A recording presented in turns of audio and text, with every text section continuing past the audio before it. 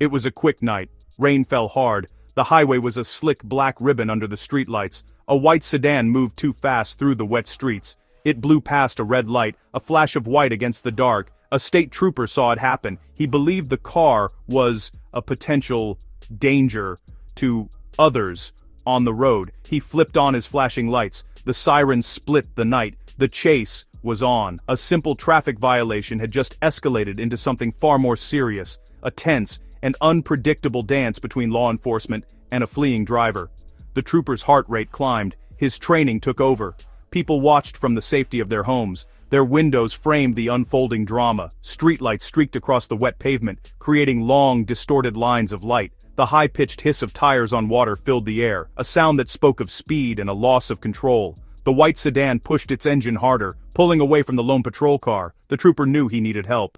His voice was calm but firm as he called for backup. The radio crackled to life with a series of sharp, coded orders. More patrol cars were on their way. The feeling of an impending confrontation settled over the city. Why does a chase like this even start? The reasons are often complex and tragically simple. Sometimes the driver is impaired. Sometimes the driver has a medical emergency. Sometimes a small initial mistake, like running a light, spirals into panic and a desperate attempt to flee. In other cases, the driver is wanted for a much more serious crime and sees the flashing lights as the end of their freedom. The troopers on the road have to make split-second decisions. They constantly weigh the letter of the law against the immediate demands of public safety. The road is not empty. It is filled with innocent people, and every choice made can either save a life or end one. The pursuit did not end quickly. It snaked from quiet residential streets where people slept. It snaked onto the wide-open lanes of the interstate highway. Other drivers saw the flashing lights in their mirrors and slowed down, pulling over to the shoulder. A wave of caution and fear rippled through the traffic. Then, the dynamic of the chase suddenly shifted. The white sedan took an exit ramp and screeched to a halt near the middle of a large overpass bridge. The pursuit was over, but a new and even more tense phase had begun, a standoff. The driver did not get out of the car. The engine was still running. The troopers took up defensive positions behind their vehicles, creating a perimeter. They had him cornered. The bridge offered no easy escape route, but the situation was still volatile. The driver's intentions were unknown.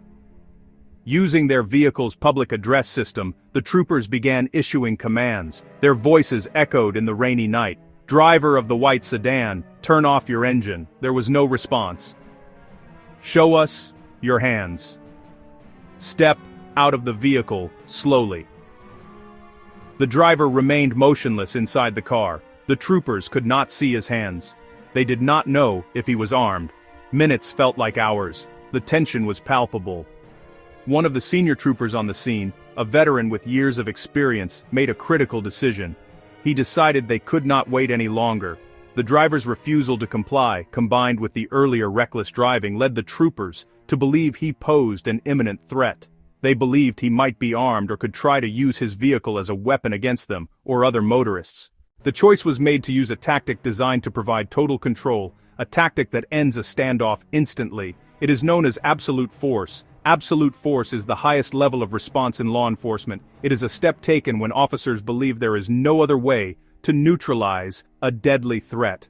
It can involve the use of specialized, less lethal rounds designed to incapacitate a suspect. It can involve using armored vehicles to physically disable the suspect's car. It can mean actions that leave no room for negotiation or escape. The rules guiding its use are strict. It is meant to be a last resort, reserved for moments when officers have a reasonable belief that their lives, or the lives of the public, are in grave and immediate danger. It is a powerful tool, and its use is always fraught with risk. That night, on that wet bridge, the troopers made the call to use absolute force. Their justification, which would later be detailed in official reports, was the need to protect the public from a perceived threat. They stated that the driver's erratic behavior and refusal to surrender created a high-risk scenario. They articulated a belief that the driver might possess weapons or was preparing to drive his vehicle into their positions or into oncoming traffic on the highway below. In their minds, the time for waiting was over. The risk of inaction had become greater than the risk of action. The command was given. They moved in. "Final warning. Show us your hands." There was no response from the white sedan. Then, the action began. It was fast, loud, and overwhelming. The sound was a deafening crack, not of a conventional firearm, but something else. It was the sound of a system designed to end a confrontation without negotiation. The action was so sudden that the suspect had no time to react. The tactical officers swarmed the vehicle. The driver slumped over in his seat. There was no more movement from inside the car. The highway, which had been the scene of a frantic chase just moments before, fell silent. The only sounds were the patter of the rain and the quiet, professional commands of the troopers as they secured the scene. They moved cautiously, checking for any further danger before approaching the sedan. Soon, the red and white lights of an ambulance joined the blue lights of the patrol cars. The scene was now one of first responders, working to manage the aftermath. Paramedics carefully removed the driver from the vehicle. He was unconscious and seriously injured. He was quickly transported to the nearest hospital. The troopers began the slow, methodical process of securing the evidence and documenting every detail. The immediate threat was over, but the consequences were just beginning to unfold, the aftermath and the questions. After the immediate action on the bridge, the questions began almost immediately. Did the troopers really have to use that level of force? Was there another way to end the standoff? Could they have waited longer or tried de-escalation techniques? Was the threat truly as imminent and severe as the troopers believed?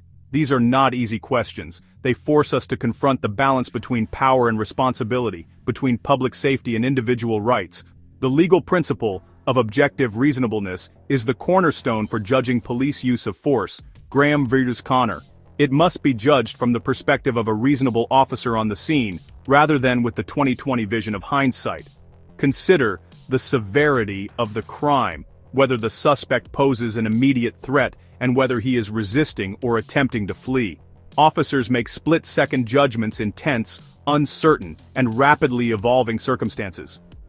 If an officer reasonably believes a suspect is reaching for a weapon, force might be justified, even if the suspect is later found unarmed. In this bridge case, the question is singular. Was their response reasonable under the circumstances?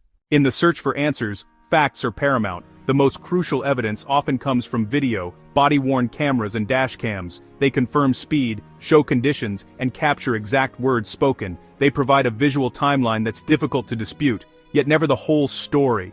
A camera cannot show an officer's heart rate, sweaty palms, or the adrenaline that narrows focus. That is why witness statements and officer reports remain essential. Investigators reconstruct the night, what troopers knew and why they believed the threat was deadly. The driver, it turned out, was unarmed. He had a history of mental health issues and was in crisis. He wouldn't show us his hands, and we had to assume the worst.